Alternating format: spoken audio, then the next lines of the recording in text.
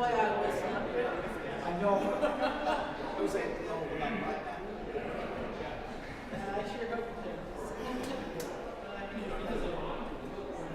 yeah, right.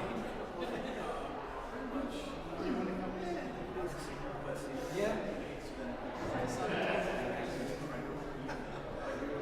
Well, it's better that way. Yeah. No, but I mean, like, if everything reverse,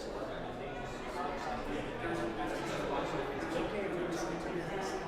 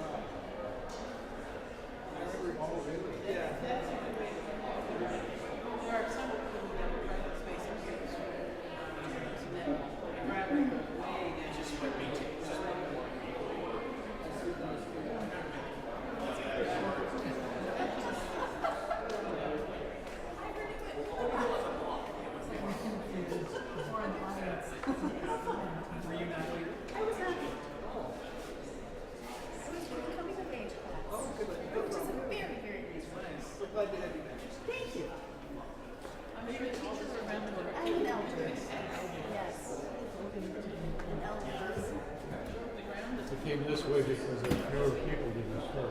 Sorry. You got the move this room too. Sit here. Okay.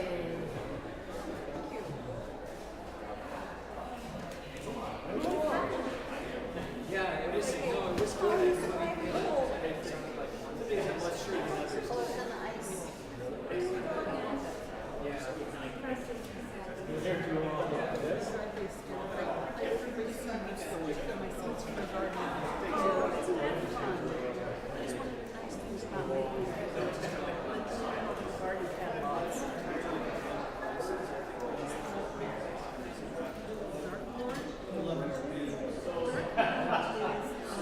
Every day is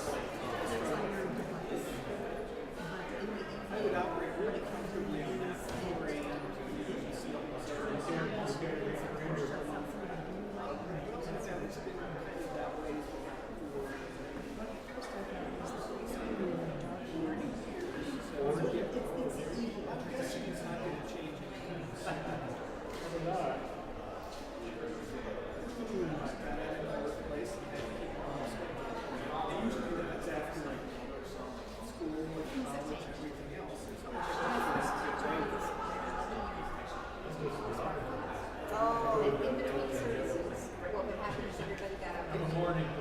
Yes. So I said I better do it.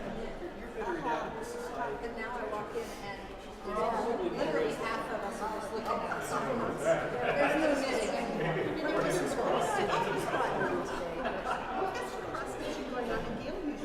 Yes, I know. I guess I shouldn't say there's none, but it used to be like universal. They just got in their bags and they in a row, especially the outfits. It seems to me just all knit.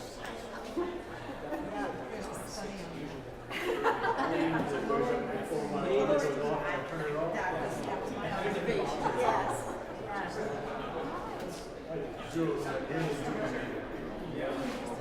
I guess I'm semi-running Even then, it's the same thing.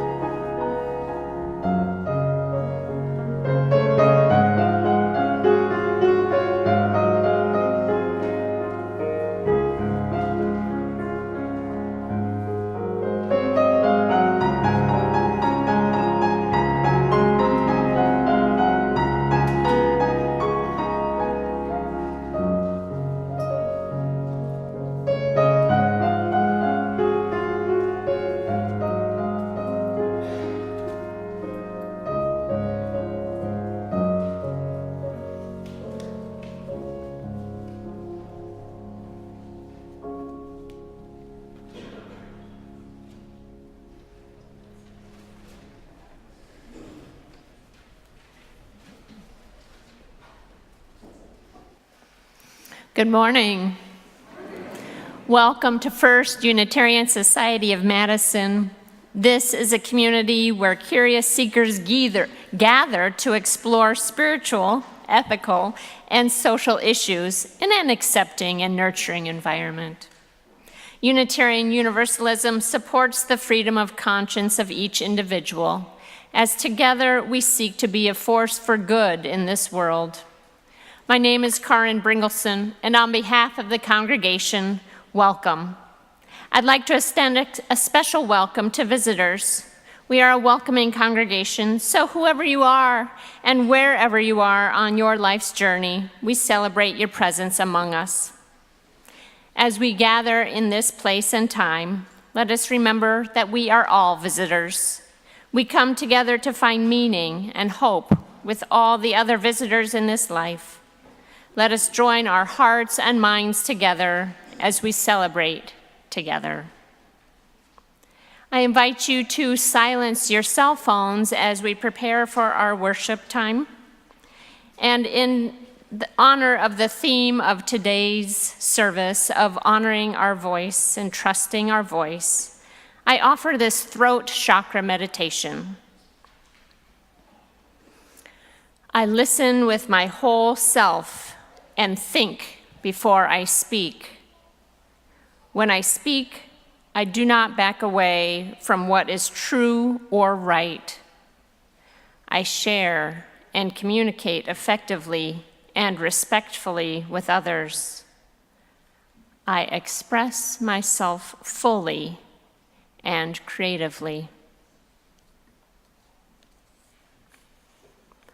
I invite you to join in a few moments of silence for contemplation, meditation, or prayer as we settle in and come fully into this time and space together.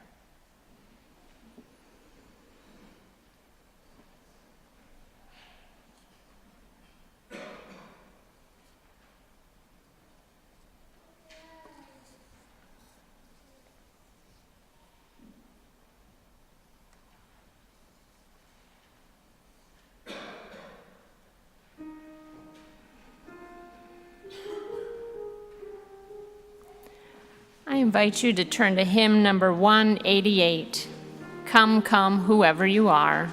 Please rise in body and or spirit. When we go to sing this as a round, this will be group 1, and this will be group 2. Let's sing. All together at first. Come, come, whoever you are, wanderer, worshiper, lover of leaving, ours is no caravan of despair. Come yet again, come. Group 1. Come, come. Group 2. Come, come. Ours is no caravan of despair. Come yet.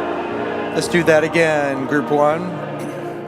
Come, come, whoever you are. One more time. Come, come, whoever you are.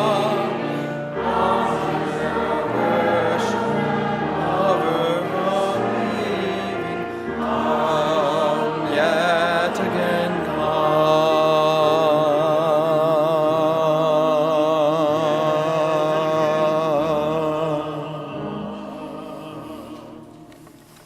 Remaining standing as we join our voices together in our chalice lighting words found printed in your order of service. Together we say, we gather to receive blessings of trust. May the relationships in this room help us notice we do not walk alone. May the quiet we share help us connect to and trust our deepest self. May the music offered help us feel and hold tight to the restorative rhythms of the world. May the words offered remind us that we too have a voice, one that must be trusted and shared.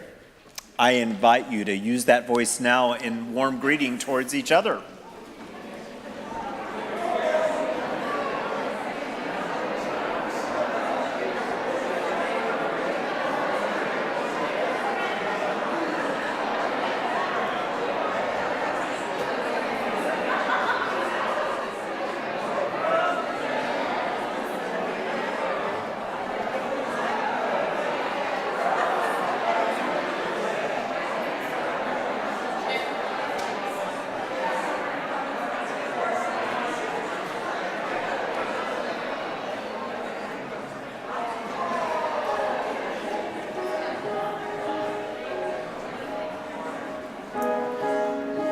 Invite the young and young at heart to come forward for a story. Come on down, as they say.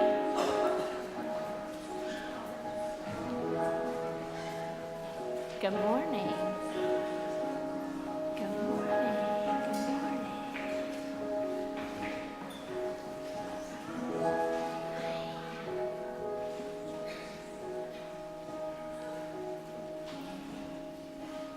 It's good to see you this morning. I have a couple questions before we start the story. Raise your hand if you like to read books. There's some people out there too who like to read books. Awesome. Okay, put your hands down. Raise your hand if... Awesome. Raise your hand if you like to sing. Yay. Okay, hands down. Raise your hand if you like to dance. Yeah. Okay. And the last question, raise your hand if you're a giraffe. We got one down here. Well, this book says giraffes can't dance. Someone has read it already. Well, let's see what it says. More than one person has read this. Gerald was a tall giraffe whose neck was long and slim, but his knees were awfully crooked and his legs were rather thin. He was very good at standing still and munching shoots off trees, but when he tried to run around, he buckled at the knees. Now, every year in Africa, they held the jungle dance where every single animal turned up to skip and prance. And this year, when the day arrived, poor Gerald felt so sad because when it came to dancing, he was really very bad. The warthogs started waltzing, and the rhinos rock and rolled. The lions danced a tango that was elegant and bold. The chimps all did a cha-cha with a very Latin feel, and 8 baboons then teamed up for a splendid Scottish reel. Gerald swallowed bravely as he walked toward the floor.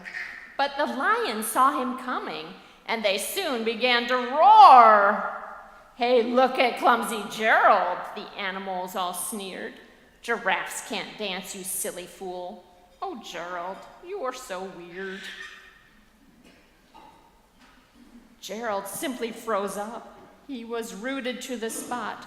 They're right, he thought. I'm useless. Oh, I feel like such a clot. So he crept off from the dance floor and he started walking home. He had never felt so sad before, so sad and all alone. Then he found a little clearing and he looked up at the sky. The moon can be so beautiful, he whispered with a sigh. Excuse me, coughed a cricket who had seen Gerald earlier on. But sometimes when you're different, you just need a different song. Listen to the swaying of swaying grass and listen to the trees. To me, the sweetest music is those branches in the breeze. So imagine that the lovely moon is playing just for you. Everything makes music if you really want it to. With that, the cricket smiled and picked up his violin. Then Gerald felt his body do the most amazing thing. His hooves had started shuffling, making circles on the ground. His neck was gently swaying, and his tail was swishing round.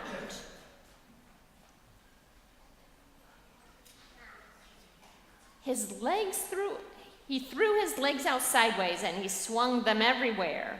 Then he did a backward somersault and leapt up in the air.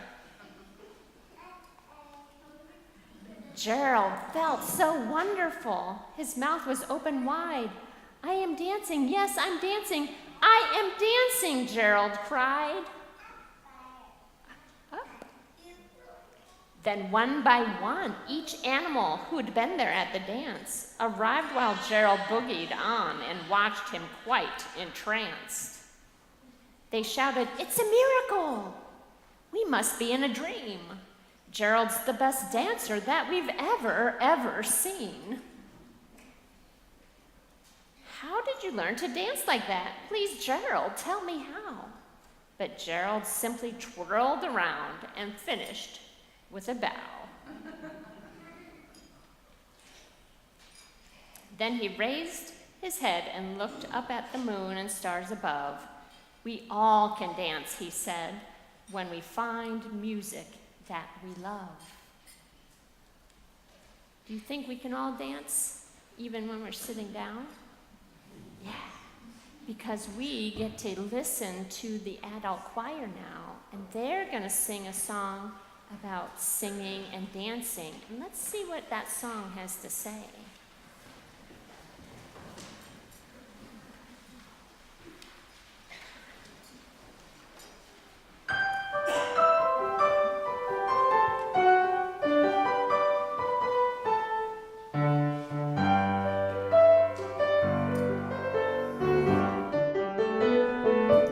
If you can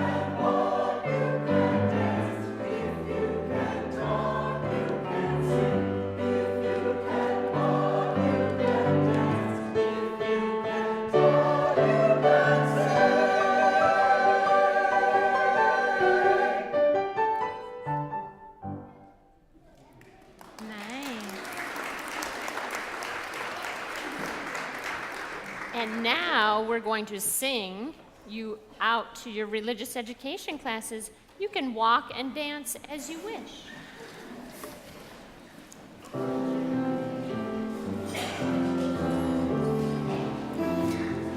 You may remain seated. Go now in peace, go now in peace. May the love of God surround you everywhere, everywhere you may go. Let's do that one more time. Go now in peace, go now in peace. May the Spirit of love surround you everywhere, everywhere you may go.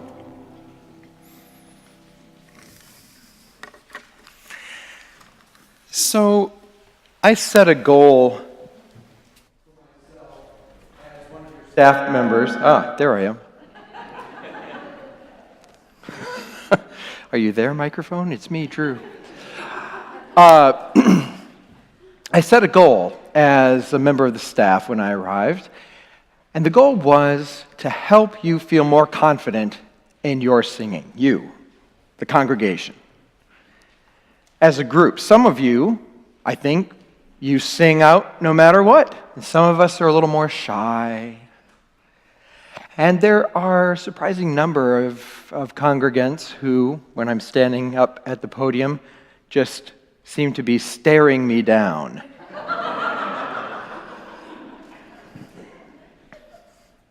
Which, if I did something to you, perhaps I deserve, but I think it's more about being a shy singer.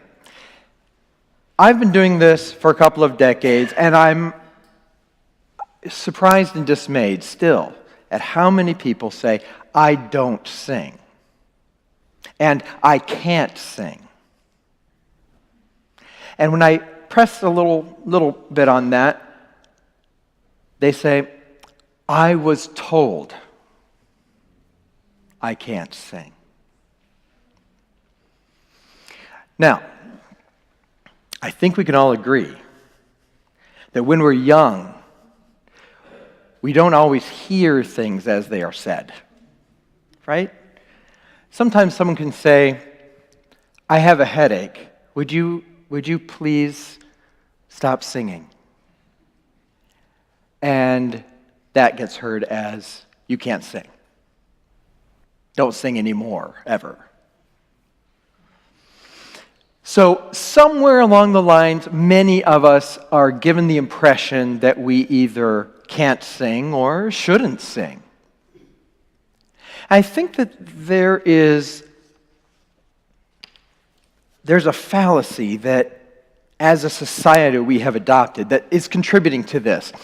And it is, if I'm not good at something, I shouldn't do it. Which is ridiculous. How much happiness have we missed in our lives believing that? If I'm not good at something, I shouldn't do it. Right? If you're not a good writer, but you enjoy writing, probably all that will happen is you won't get published. Go write. It's fine. Who cares, right? Well, singing is much more personal than that, right? Because writing, you can get to the end of that project and say, I'm not going to show this to anybody. This was nice for me to do, but I think I'm just going to keep this for myself. Singing is in real time, it's out loud, and for that reason,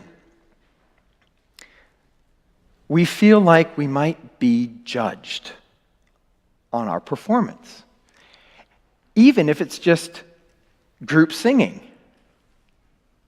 Now think about hearing Happy Birthday sung by a group, right? These days, it's all but shouted, Happy birthday to you! And the impression that I get, and I might be making this up, but the impression that I get is that many of those folks feel like they can't sing or shouldn't sing, but it's happy birthday and you have to. I have a solution to this problem. I'm going to just shout it. Well, if we believe that, if we continue to believe I should only do things that I'm great at, we're going to miss out on a lot. And one of those things is the topic of my reflection with you today, and that is congregational singing. When the worship committee gets together and we talk about worship themes for the year, and then as the year progresses, we talk about how to put a certain service together, what readings to use, who's going to be the lead minister, etc. We talk about all these things. We are weaving together a service that we believe will be meaningful to you. And that's the question we continually return to. What will make the most meaningful worship service on this topic? And we take a variety of approaches to explore the worship theme, which this month is trust. Well, regardless of whether the worship theme is trust or not, one of the many consistent methods we use to construct our worship services, and this is true for most religions, right, is singing and music, particularly group singing.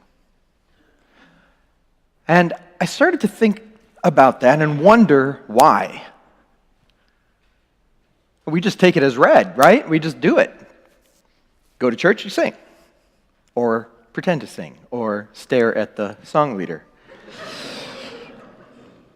But why? Well, something interesting happened 530,000 years ago. Today. No, I don't.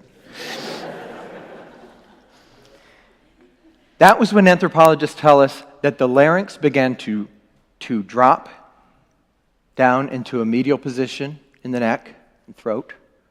And when the only bone, you only have one bone in your larynx, it's called the hyoid bone. When that bone turned from cartilage into bone in some human species, and at that time there were about three. There were Homo sapiens, there were Neanderthals, and one I can't pronounce. And there may have been more. But in all those species, they started developing that hyoid bone. It started getting bigger, started getting stronger, whatever it needed to do. And they believed that the position change of the larynx and the development of that little horseshoe-shaped bone indicate that it was around that time that we started using our voice to communicate beyond just grunting. Okay? And that as the voice box, the larynx, continued to develop, the more capacity it had for changing pitch, changing volume, changing timbre.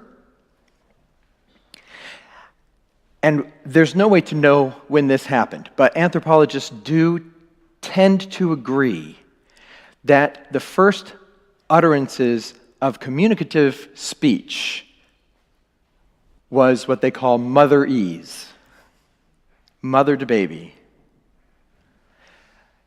Now, if we were writing a movie, we'd write a script, and probably in that script, the next thing that would happen is that the pitch and timbre and so forth would develop to a point where mothers could sing their babies to sleep, which must have been a wonderful discovery, right?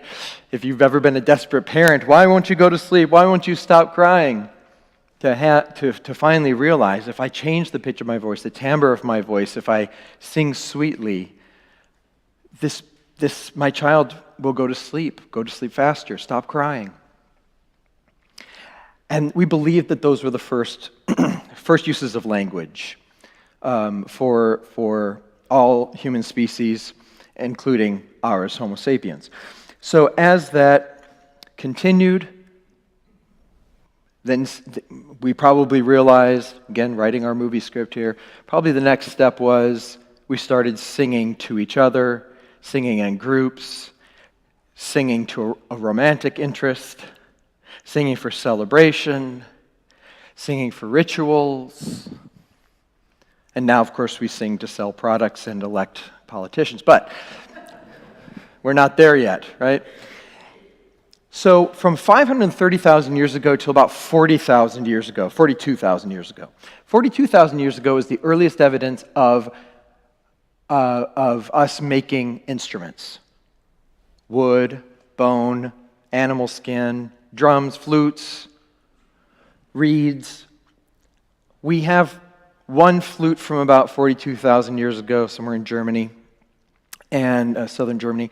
And so for that 500,000 years or so, all the music was singing, according to the archaeological record. So there must have been an awful lot of development in that time. Well, back to my original question. Why do we sing as a group? It builds camaraderie. It brings us closer together. It is one more kind of shared experience.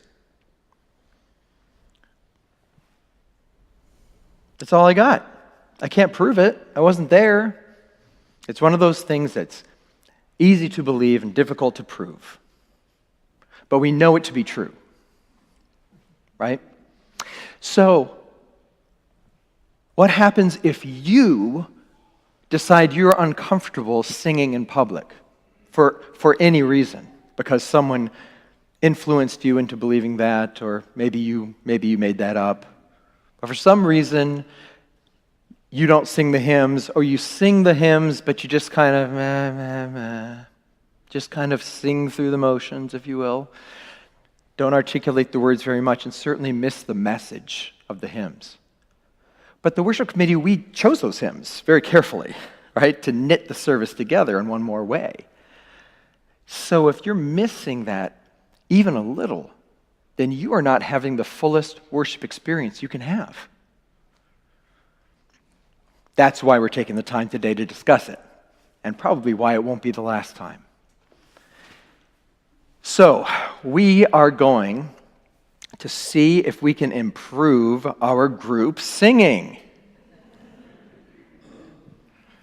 So whether you're sitting around a campfire with your tribe and singing as a group, or singing Happy Birthday poorly in a restaurant, singing as a group brings us closer together. And in the case of worship, it communicates a message, possibly a new message. And even if it's a hymn that's familiar to you, based on the theme of the worship service, you may have a new perspective on those words. So they're very important. So, how do we begin to solve this problem? Well, at the heart of it, there's fear, right? We're afraid of something. If we're at 90% singing on the hymns, or if we're at 0. Right? Somewhere we're in between there, and there are a few of us that are 100%ers, right? Just go for it. And you guys are probably just twiddling your thumbs during this talk, and that's fine. But for the rest of us, we've got room for expansion. All right? So, what we need to do, the first step of that needs to be removing some of the anxiety, some of the fear, some of the script that we've written for ourselves or that was written for us against our will about us as singers. Now, I had a different experience than Gerald did when it came to dancing. When I was in junior high, just like most or all of you, we started having dances. I felt like I did not want to miss the dance because there was too many important things that happened at that dance, right? Didn't want to miss it. But I also didn't want to be seen dancing because I was a terrible dancer. And for a couple of years, I lived with that sort of sweaty middle school angst about dances. And one day, I remember very clearly thinking, why do I care if people think I'm a bad dancer? First of all, they might be wrong. I might be a great dancer. Second of all, if I'm terrible, seriously, why do I care? If people think of me as a bad dancer, is that the worst thing somebody could say about me? Great guy, incredibly handsome, super funny, bad dancer, right? Fine. I'm fine with that, right? And the next dance we had was an interesting experience. At the end of the dance and the next day, more than a couple people said, "You're a good dancer." I'm not a good dancer, but I don't care if I'm a good dancer or not. I would like for you to adapt some version of that for yourselves as a congregational singer, right? I don't care if the person sat in front of me actually to judge my singing, right? And I am found to be wanting. I still do not care what that person thinks, right? And that is never going to happen. I promise you, no one comes to church going, all right, I'm going to find a mediocre singer if it kills. No one cares, right? Right? Or if they do, they shouldn't. Or if they should, it's not your problem. So that's the first thing. And here's how we're going to tackle that. We are going to sing, if you'll take out your hymnals and turn to hymn 108, one of our favorite hymns. Most of us know this hymn very well. So its familiarity is going to be an asset to us.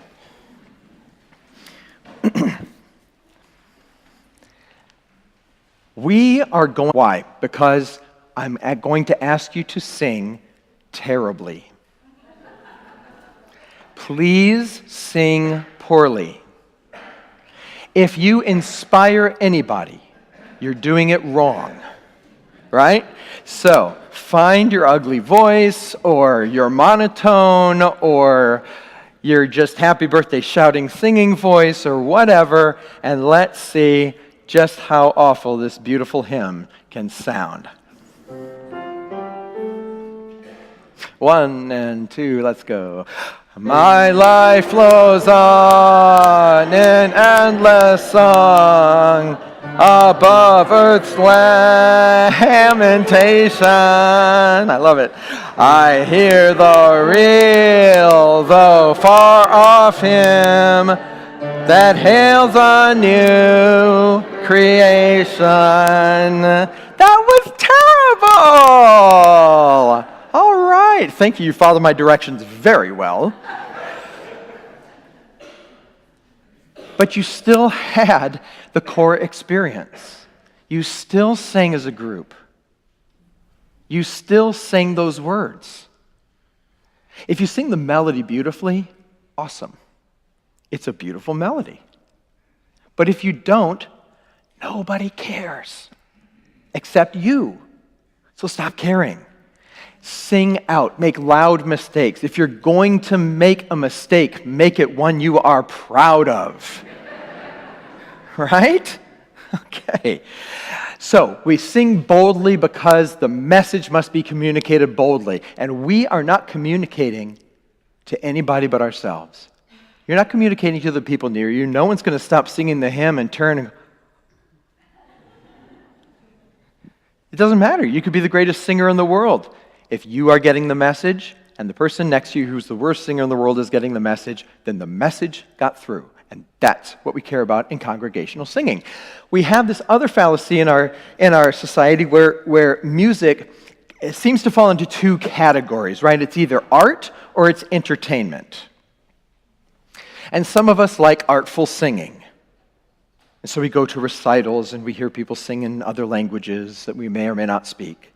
And others of us like to listen to music that's entertaining, but we consume it. It comes at us, right? So when you are singing in a worship service, neither of those two categories applies. You're just singing to yourself, and you're singing an important message. So, when we get to this hymn later in the service, I hope you will give it your all, no matter what. I'm going to leave you with a couple of brief quotes that I love. One is from Henry Van Dyke, and he said, "Use what talents you possess." Right? He didn't say, don't use talents you don't possess. He didn't say don't use talents you do possess. Use what talents you do possess. For the woods would be very silent if no birds sang there except those that sang the best. And the second quote from Khalil Gibran, sing and dance together, but let each one of you be alone, even as the strings of a lute are alone, though they quiver with the same music.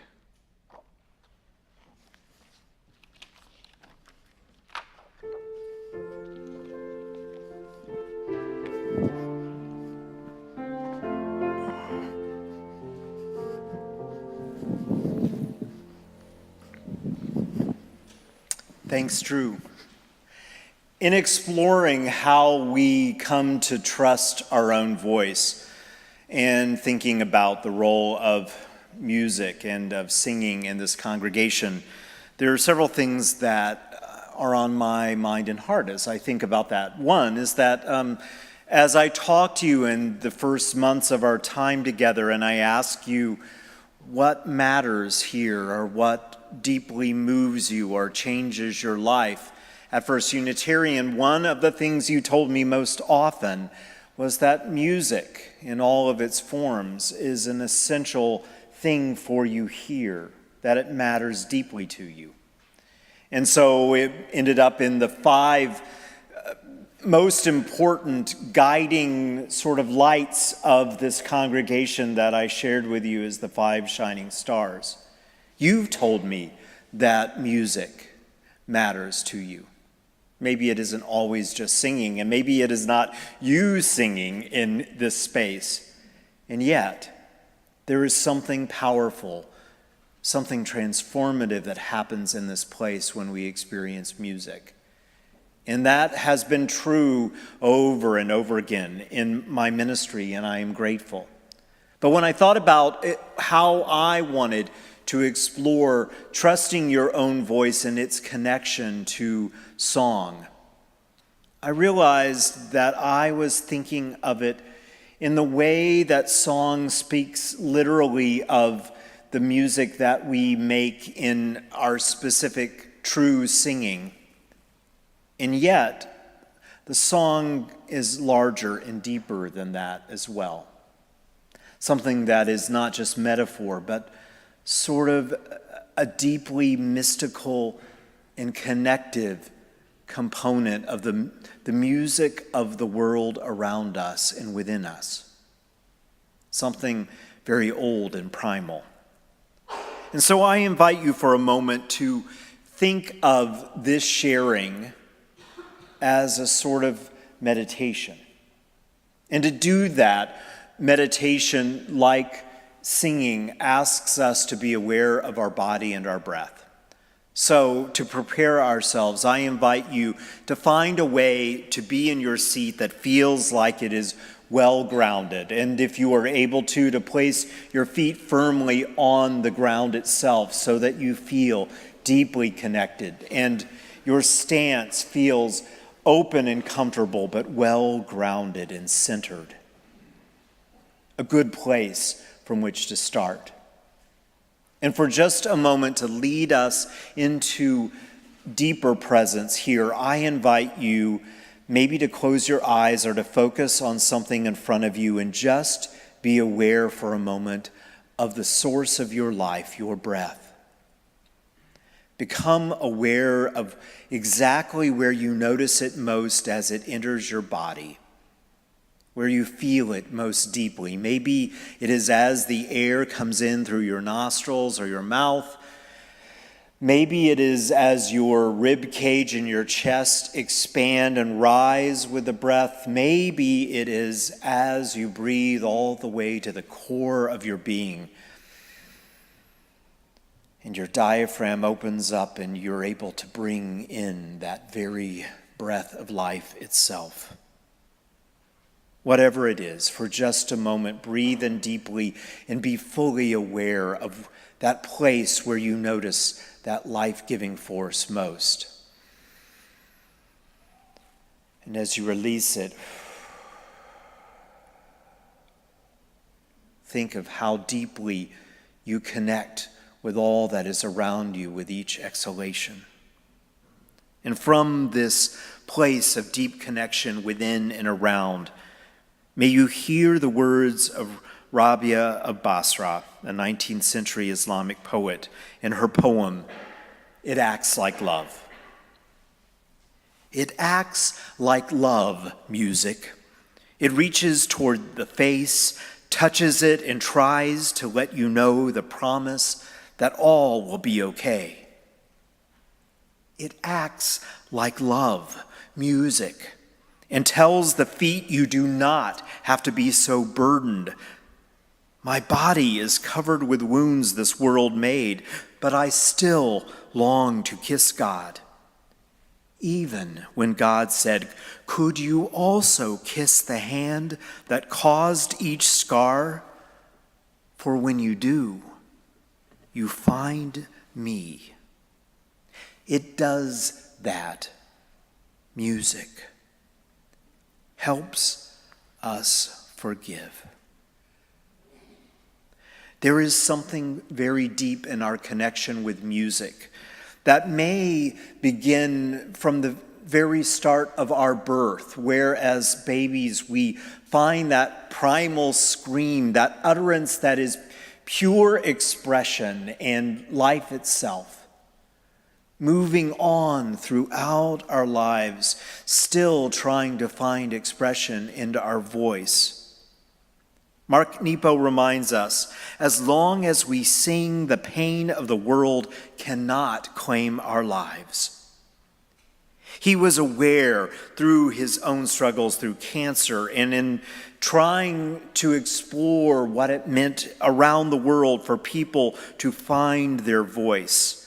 He concluded it became very clear that giving voice, no matter what is inner, is essential to surviving what is outer. No matter where we live or whom we love, no matter what we want or what we can't have, this is the lesson that cannot be repeated or learned enough. When everything in life presses from outside of us, we have no choice but to sing like scared children, relying on their song to stop the pain. The way that fire stalls the cold. And you can trust the power of that inner music and of that voice because it comes from someplace deeply authentic. Some part of that is found when you come together here and you sing together. Some small bit, at least, of that primal, deep, original energy is still always present in your voice. And by combining your voice with every other voice, the larger voice of the congregation is strong and powerful.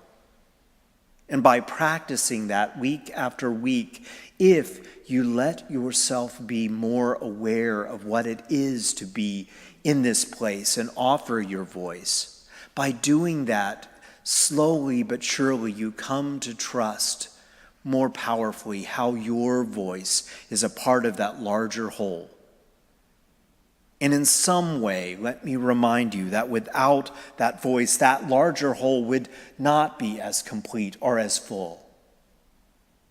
We each, in our own way, throughout our lives, renew our sense and our trust in what our own voice, our own song, our own way of living authentically is about. Perhaps for you right now are finding your song of justice more powerfully. Maybe for you are finding your own song of creativity in a way that resonates deeply. Maybe for you are practicing the song of your love until you feel like you've got it right enough for now. But over and over again, Practicing that song invites us, always imperfectly, to grow, to risk, to sometimes fail and pick yourself up to sing again. And you can trust that ongoing song. Sometimes we find powerful ways to express our voices. Paul Robeson wrote, "I shall take my voice wherever there are those who want to hear the melody of freedom or the words that might inspire hope and courage in the face of fear. My weapons are peaceful, for it is only by peace that peace can be attained. The song of freedom must prevail." What is your song of freedom? How can you trust it more and sing it more lovingly? Another way that we practice the song of our love and our life together is by acknowledging when we come together that we each bring our truths of our life. Some of those truths are moments of celebration. Some of them are of loss or anger or sadness. For just a moment before we move on to our day, may we also give attention to that voice. What is true for you as you sit here today? Are you singing inside a song of celebration, sadness, or some amazing and beautiful combination? What is the song of the people that you love most, or who are on your mind this morning? May we hold those songs as powerful in the larger chorus of life. This morning in particular, we are aware that we have gratitude for the celebration and remembrance of life, and that some of the flowers up here are given to us by Janine Nussbaum as they honored her son, Ron Valenza, yesterday in a memorial service. In all of the ways that our songs contribute to the life of this place, in all the ways that our songs connect us to what matters most, we are grateful and we sing on. Amen, and blessed be.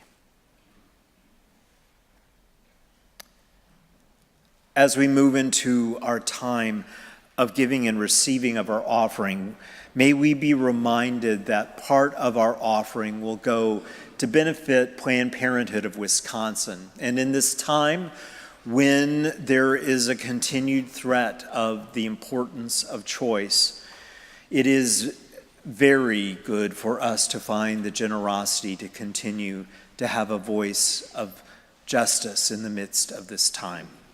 May we find our own generosity in deep gratitude as the offering is given and received. Today's offertory is a song by the contemporary songwriter Eliza Gilkison. She calls it Requiem. "When I wrote this," she said, "I wanted to do an invocation to the great mother archetype. I kept looking around for female deities that were symbolic of a mother. Muslim deities, Christian, Hindu, Buddhist, but I kept coming back to Mary. And it seemed right, since she is the Western archetype of compassion, and that is the energy I wanted to evoke." And she dedicates her song to all the victims of natural disasters, past, present, and future.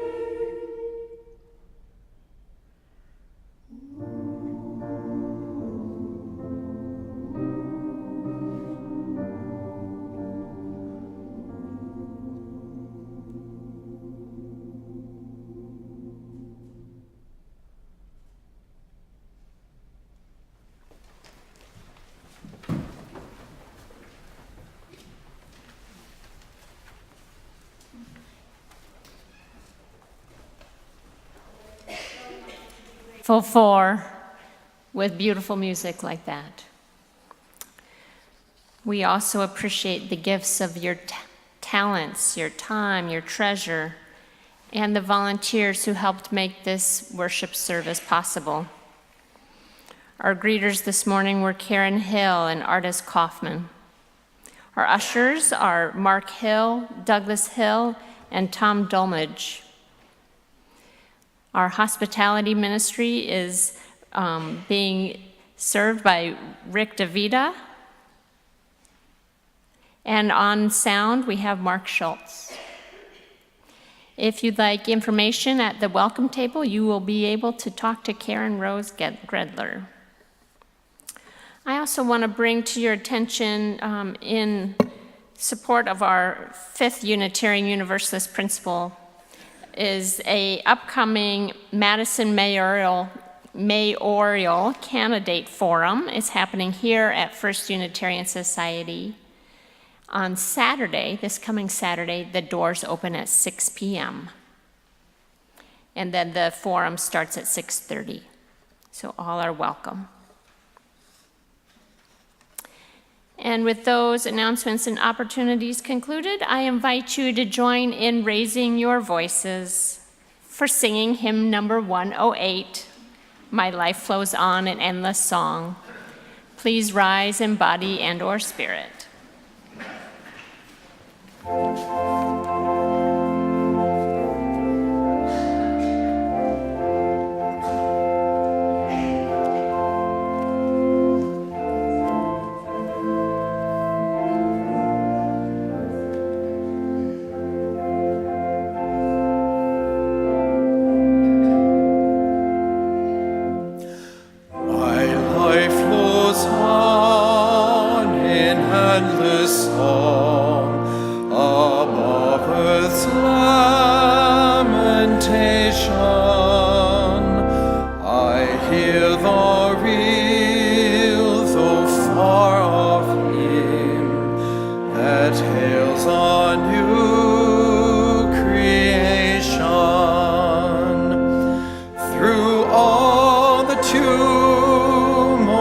And the strife, I hear the music ringing.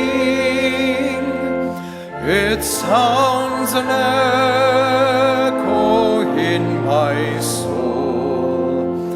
How can I keep from singing?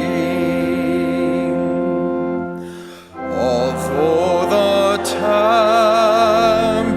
round me roars, I know the truth it liveth, but though the darkness round me glows, songs in the night it giveth.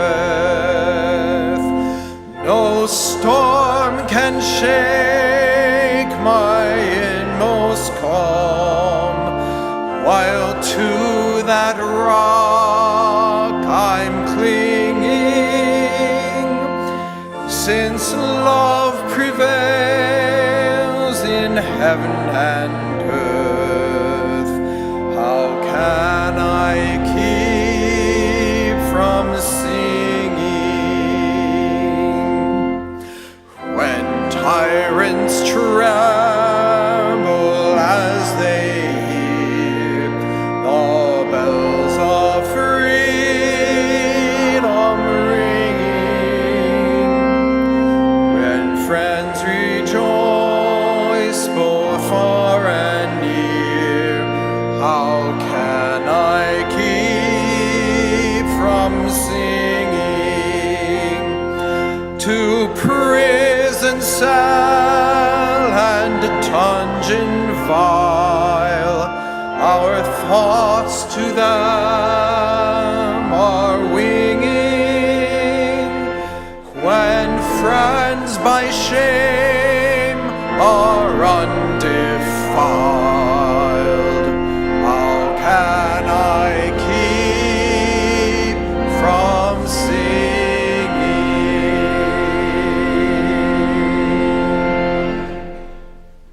Good job. And now, as we prepare to leave this space, may the song of your own life sing loudly in the chorus around us. May we each grow in our trust of our authentic voice. May this space and this place help us find that truth. We extinguish the light, but not the light of wisdom, or the fire of our commitment to what matters most, or the warmth of love and community. These remain until we gather in this place again. I invite us to take our seats and receive one more gift of music.